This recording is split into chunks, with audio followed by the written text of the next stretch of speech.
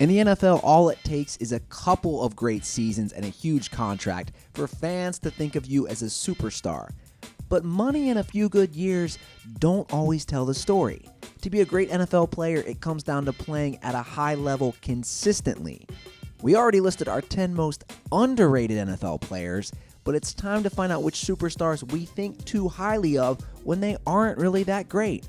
I'm Andy Ruther, and today we look at the 10 most overrated NFL players.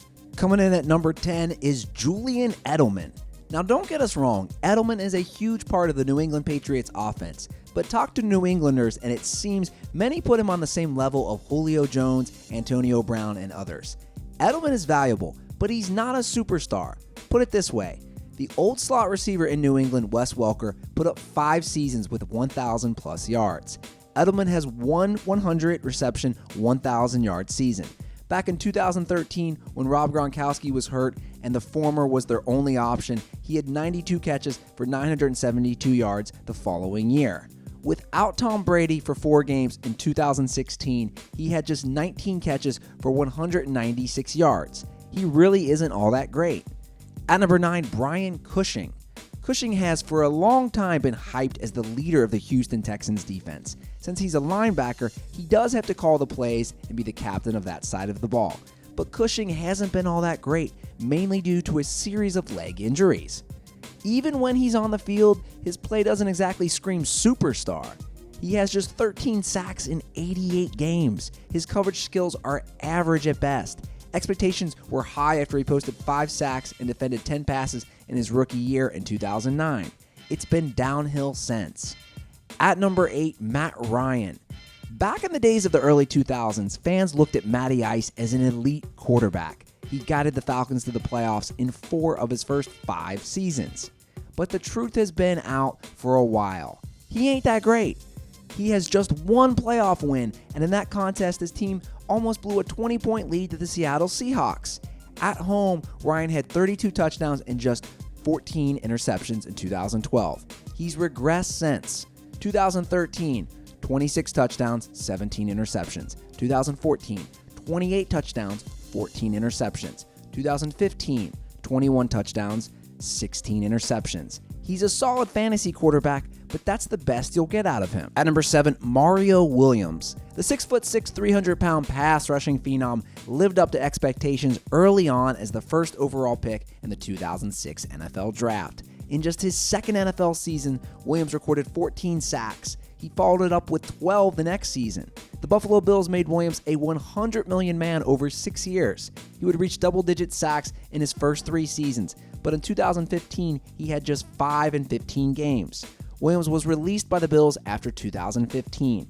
At age 31, chances are the last season was just the beginning of the end for the legend of Mario. At number 6, Julius Thomas.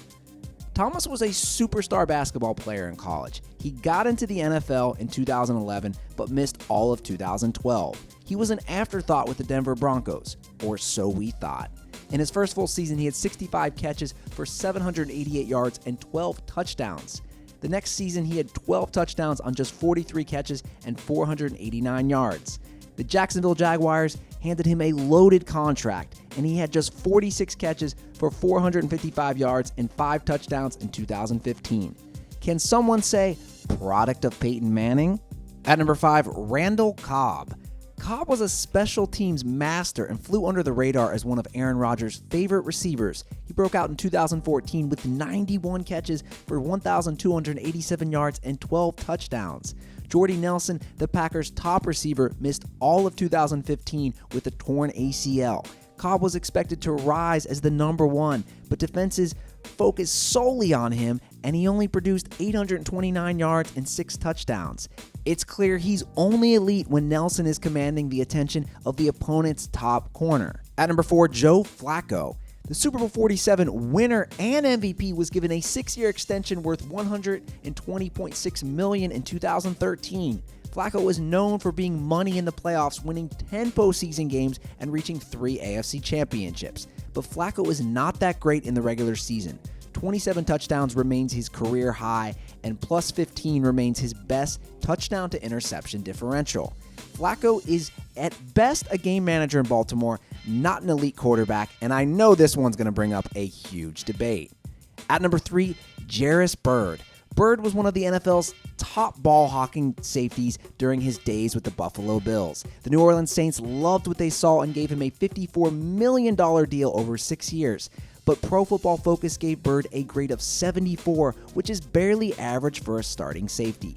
Byrd had 22 interceptions during his 5 years with the Bills. He had only 1 in his first 21 games with the Saints, as opponents have found it better to be running on him. At number 2, Ndamukong Suh.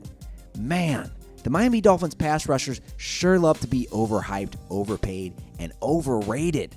Suh was the dominant force of the Detroit Lions line for 5 years, racking up 36 total sacks. The Dolphins made him another $100 million man, yet he had just 6 sacks in his first season with the team. Suh also clashed with management and players in his first year. He's a solid pass rusher now, but not the J.J. Watt or Von Miller type the Dolphins want you to think. And at number 1 is Matthew Stafford. The first overall pick from the 2009 draft got to play with Calvin Johnson, undoubtedly this generation's Jerry Rice. Though Stafford has played in a pair of playoff games, he's really not that great. In his first 7 NFL seasons, he tossed 163 touchdowns and 98 interceptions. Now, Stafford did throw for 5,038 yards and 41 touchdowns in 2011. His career high since? Only 32. In each of his 6 healthy seasons, he's tossed 12-plus interceptions. He's underperformed in pressure situations as his Lions threw away a sure division title in 2013. He hasn't led Detroit to any playoff wins and has just 2 winning seasons with them. Who do you think is the NFL's most overrated player? Join us in the comments below. And if you like this video and learned a thing or two, clicking the like button helps us out a ton and we appreciate it. If this is your first time coming around to Total Pro Sports, subscribing is a great idea because we put out videos like this every single day. But as always, thanks for watching and we'll see you guys next time.